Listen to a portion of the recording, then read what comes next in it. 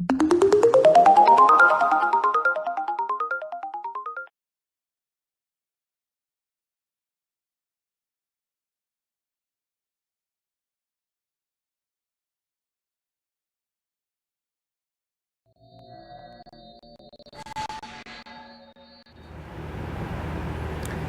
everyone, my name is Diogo Bastos. I'm a medical oncologist and a member of LACOG-GU.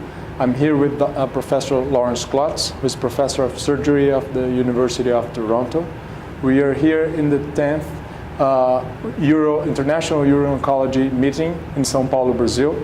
And we have a conversation about smarter ways of screening patients for prostate cancer, and also some discussions and controversies about active surveillance for low risk and small volume intermediate risk prostate cancer.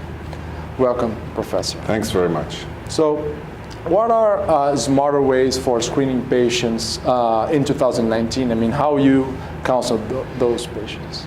The whole field is changing rapidly at this point, and the key changes are due to the increasing utilization of MRI and some recent data about the effectiveness of targeted biopsy compared to systematic biopsy, and the emergence of many new liquid biomarkers.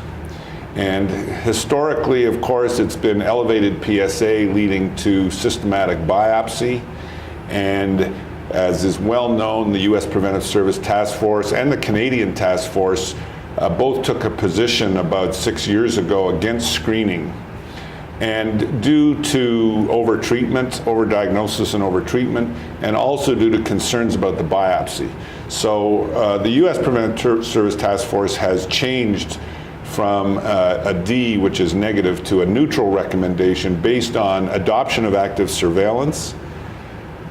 And the Canadians haven't changed their perspective yet, but that's probably coming. So there's now a much more positive view of screening. And the big change now is based on data like the Precision study.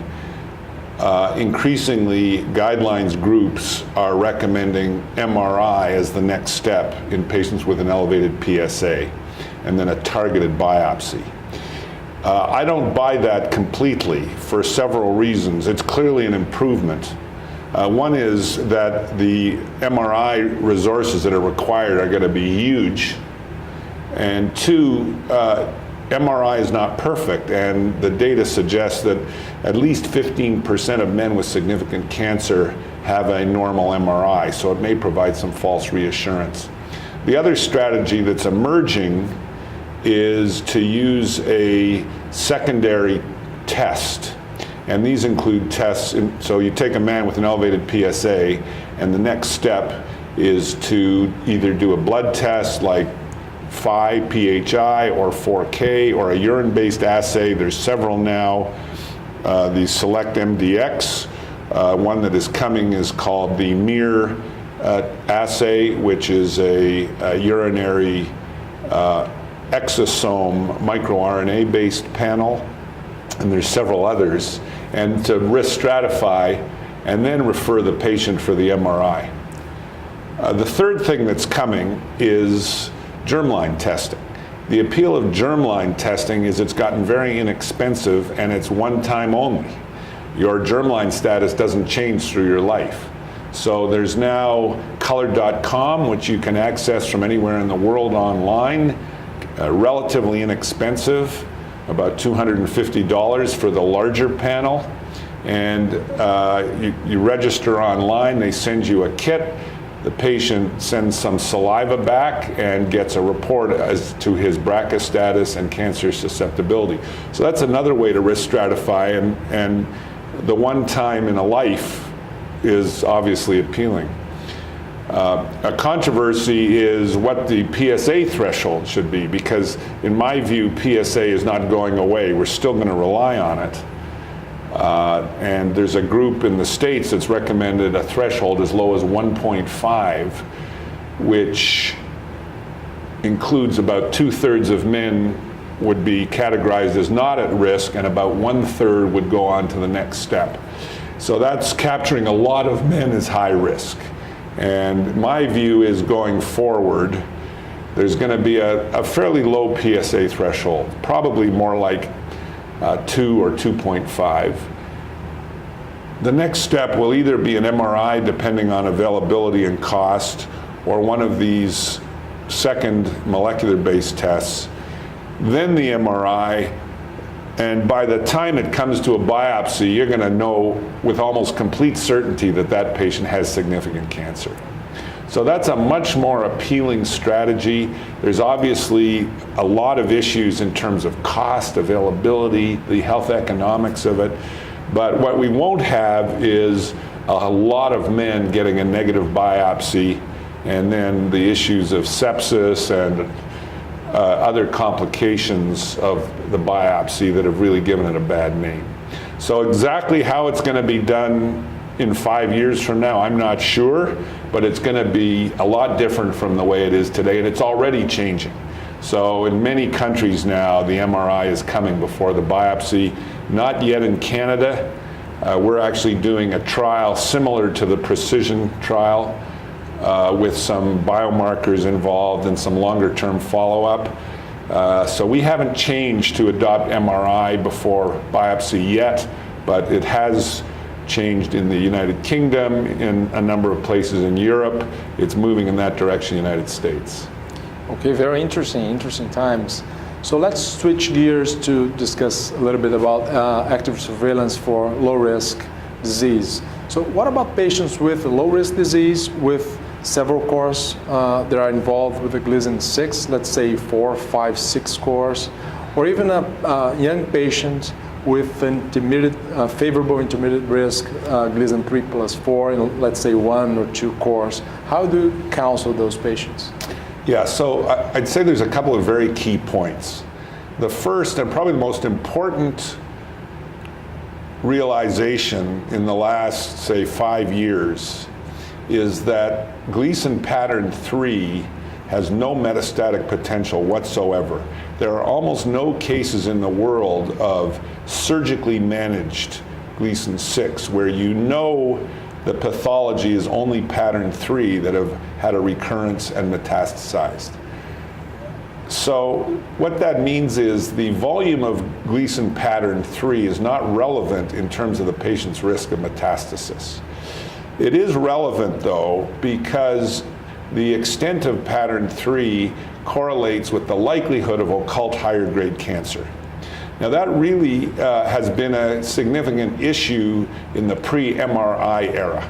And of course, all the prospective trials that have reported on the outcome of surveillance, it's now about 15,000 patients, didn't use MRI. That's because these are reporting long-term follow-up from an era when MRI was not being utilized. Now that we have MRI, you know, you do the MRI, you find the large anterior cancer that you suspected might have been there before the MRI because of the large volume of pattern 3. But it means the volume of pattern 3 is less important as a predictor than it used to be. It still has value, and it should be a trigger for further evaluation, but not for treatment. So I believe very strongly, and there is really a consensus about this in the community, that the volume of pattern 3 should not drive intervention. What it drives is further evaluation. There's a few exceptions, okay? And one is that the very young patient, and by that I mean under age, say, 50 or 55, most young patients diagnosed with low-grade prostate cancer have small volume disease because it increases over time. But once in a while you find a patient who's young, but his prostate is loaded with Gleason 6 grade group 1 prostate cancer. That's a rare event. There's something different about those guys, and I wouldn't criticize someone who offered treatment. Although it's very rare that I treat a Gleason pattern 6 radically. The issue of Gleason 3+4 is a different story. I have a lot of respect for Gleason pattern 4 as a cancer. It can metastasize, it has molecular genetics that are drastically different from the typical pattern 3. We know most pattern 3s have a mutational burden that is not much different from normal prostate cells. Pattern 4 has aberrations in all of the oncogenic molecular pathways. So once there's pattern 4, it's a different story. And I think it's reasonable to treat most Gleason 7. Certainly 4+3, treat aggressive cancer. 3+4, you have a couple of special groups. When it's only 5% or less pattern 4, it's usually artifactual upgrading due to tangential cut of a Gleason 3 acinus. And this is a well-recognized phenomenon by pathologists. And often those cases are the ones where there's only a small focus of Gleason 3+4, and there may be only one high-powered field that the pathologist is looking at that makes it a 5% pattern 4. Those are usually 3+3s with a little artifact. And so those I offer surveillance to. But once there's more than 5% pattern 4, you are now talking about the gray zone. And you can offer those patients focal therapy, for example, if they have a index lesion. The favorable group amongst those patients are the ones, say, who have a negative MRI. And I think that is also the sweet spot for the molecular genetic tests like Oncotype DX and Prolaris.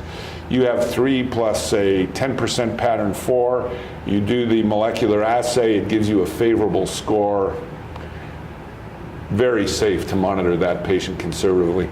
And I just emphasize a recent piece of important data on this topic is from the SPCG4 29-year follow-up paper by Bill Axelson, published in the New England Journal recently. While there was a benefit to treatment overall of surgery versus no treatment, and a benefit in Gleason 7, it was only in the 4+3s.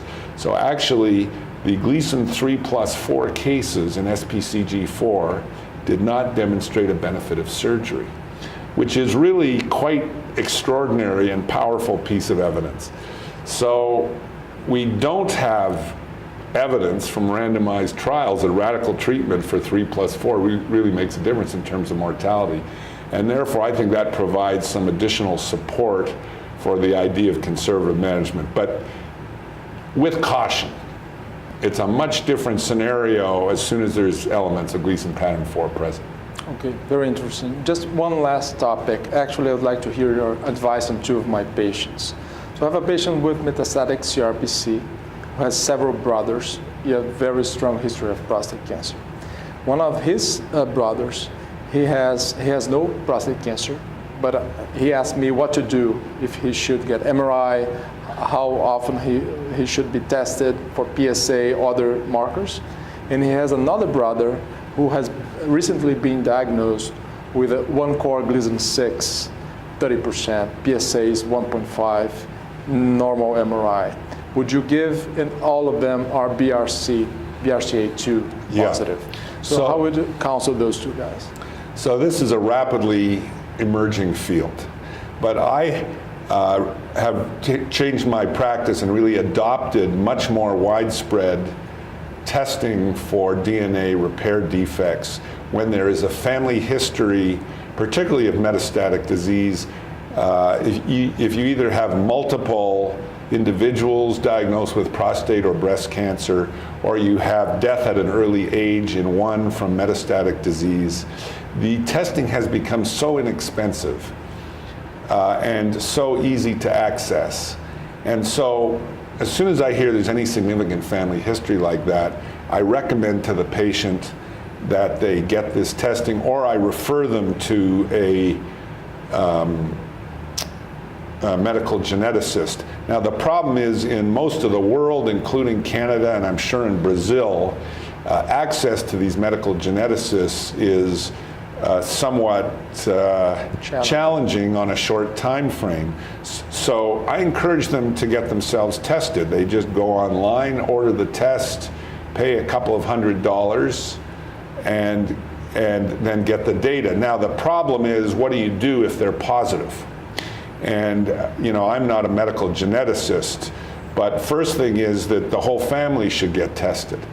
So let's say in this family the test is positive. So that has some significant ramifications for screening. These patients should be screened annually. And for treatment. So we are just getting data on the effect of having a BRCA mutation in men with low-grade prostate cancer. So first of all, we have a lot of preclinical data that what happens in these patients, in sporadic prostate cancer, you get accumulation of mutational events relatively slowly over time. MYC activation, loss of P10, some of these other steps occur sequentially and you end up with aggressive disease if the patient lives long enough. With BRCA, there's an explosion of mutational events right at the start. So surveillance doesn't seem like a good idea based on what we know about the molecular genetics. There is one study from Hopkins of a small group of BRCA2 patients, actually BRCA ATM and BRCA2 patients, managed with surveillance. In the BRCA2 patients at 5 years, 80% had progressed to higher grade cancer. Completely supports the observation of the genetic mutational events. So I think the message is, at least as of today, active surveillance is not good for patients who have BRCA2, which is the worst one. With BRCA and ATM, it's probably also not such a good idea. There's other ways to treat these patients, and in fact, there's evidence that radiation is also not good treatment if you have a BRCA mutation. So basically, these are the patients who end up getting surgery despite having low-grade prostate cancer. Okay, so with that, I'd like to finish our discussion. I think it was a very powerful discussion with a lot of data, a lot of new information, and thank you very much. It's been a pleasure. Thank you.